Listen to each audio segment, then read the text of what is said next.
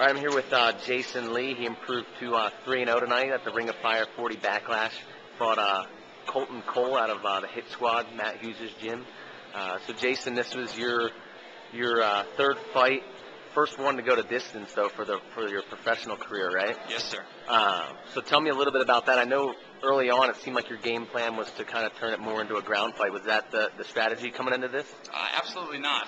It was actually to stand and bang a little bit. I had felt that through Colton's pre-fight interviews that he was kind of overselling the hands a little bit, and I thought that he was going to turn it into a wrestling match, but kind of switched up a little bit, and I was happy to close the distance, take him down as many times as possible, and try to control the fight from there. Was that just because you saw some openings with the takedowns, or what led to switching it up? I've been working a lot on my wrestling and my jiu-jitsu, my takedown game lately, so, while I definitely preferred to stand and bang with him, when I seen the tide of the fight changing a little bit, I was definitely comfortable to shoot in, do the best I could to control the fight from there. Right. You definitely dominated, in the first round, and we're still really controlling the second round for most of it.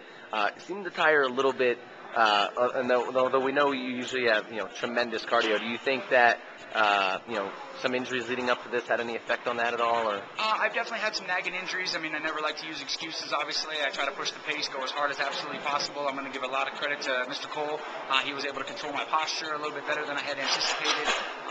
Stopping the elbows from coming through really early and late in the fight as well. So definitely did a little bit better job of gassing my arms out, gassing my body out, but was able to stay strong, control the fight, and finish strong as my saying always is. For sure. And obviously, you're a tireless worker, but is it a little bit of a relief to have your first 5-minute, 3-round, 5-minute fight? Oh, it's 100%. I mean, going into this fight, the biggest question for everybody was, you're facing a really tough guy with a lot of good experience, strike force experience, and, was I nervous to go the distance?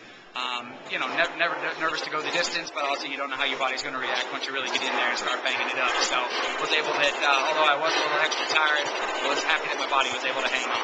For sure. Well, great timing with this, so let's hold on for a minute as we let this. Good fight, dude. That was great. You're definitely one of the brightest prospects in Colorado, and I know you've talked before about kind of venturing out of state for some bigger fights. What's next for you? I have a meeting this coming week, obviously after a little bit of rest with a promotion out on the East Coast, just outside of Boston. Hopefully they can come up with a good matchup for me, and we can make our way out there the end of July and line up another fight for me. For sure. Well, you're definitely a crowd favorite around here, so I'm sure everyone was happy you got the win again. Is there anyone you would like to thank? First and foremost, I always want to thank my friends, my teammates, my support structure, most importantly, my father and my son. Absolutely love you guys. We're always here to finish strong.